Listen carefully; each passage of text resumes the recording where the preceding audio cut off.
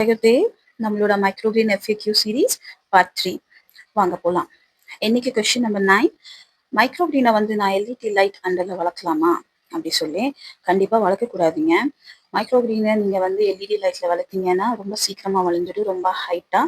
ஆனால் அதில் ஃபோட்டோசிந்தட்டிக் ஆகாது. அதனால உங்களுக்கு தேவை இருக்கிற ஒரு நியூட்ரிஷன்ஸு நம்ம மைக்ரோகிரீனில் வராது. It's just a empty light. ஒரு எக்ஸாம்பிள் கொடுக்குறேன். எல்லாருக்கும் இந்தியாவில் ஆல்மோஸ்ட் எல்லாருக்கும் வந்து விட்டமின் டி ஷார்ட்டேஜ் இருக்கு உடம்புல. ஆனால் நாங்கள் யாரும் இருட்டில் இல்லைல்ல, எல்லாரும் வீட்லேயும் லைட் இருக்கு, ஆஃபீஸ்லயும் லைட் இருக்கு, எங்கே போனாலும் லைட்ல தான் இருப்போம். பட் ஸ்டில் நமக்கு விட்டமின் டி ஷார்ட்டேஜ் இருக்கு உடம்புல. இட்ஸ் ஜஸ்ட் பிகாஸ் எல்இடி வந்து வெளிச்சத்தை ரீப்ளேஸ் பண்ணலாம், ஆனால் சன்லைட்ல வர்ற நியூட்ரிஷனை ரீப்ளேஸ் பண்ண முடியாது. சேம் திங் மைக்ரோகிரீனுக்கு அப்ளிகபிள். ஸோ நீங்க வந்து சன்லைட்ல வளர்க்கணும். இல்லைன்னா அந்த சேம் சன்லைட்டா மிமிக் பண்ற மாதிரி க்ரோ லைட்டு சேம் ஸ்பெக்ட்ரம்ல வந்து ரெடி பண்ணி வச்சிருப்பாங்க. அதுக்கு கீழே தான் நீங்க வளர்க்கணும். One more point, LED light அண்டர்ல வளர்க்குற மைக்ரோகிரீனோட ஷெல்ஃப் லைஃப் ரொம்ப கம்மியா இருக்கும், ரொம்ப நாள் வச்சுக்க முடியாது. பாயிண்ட் நம்பர் 10, மைக்ரோகிரீனை வந்து நான் சாயிலையோ வார்மி கம்போஸ்ட்லையோ இல்லை ரெண்டு மிக்ஸ் பண்ணி வளர்க்கலாமான்னு கேட்குறாங்க. ஆன்சர் வந்து மேபி அண்ட் நோ. நீங்க கமர்ஷியலா வளர்க்க போது உங்களோட டார்கெட்டு ஓன்லி நல்லா ஹைட் வரணும், வெயிட் வரணும், நல்லா லுக் வரணும், நல்லா ஹீல்டு வரணும். அப்படி இருக்கும் போது நீங்க வார்மி கம்போஸ்ட் சாயில் ஏதாவது மிக்ஸ் பண்ணலாம்.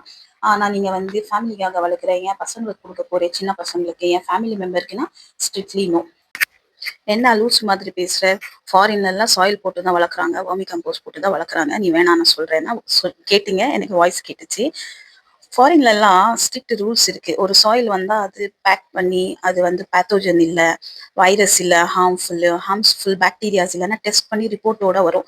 என்னைக்கு நம்ம இந்தியாவில் இந்த டெஸ்டோட சாயில் பேகும் வர்மி கம்போஸ்ட் பேகும் விற்கப்படுமோ அன்னைக்கு நீங்க தைரியமா மிக்ஸ் பண்ணி வளர்க்கலாம். ஏன்னா நம்ம மைக்ரோகிரீனை வந்து குக் பண்ண போறது இல்லை.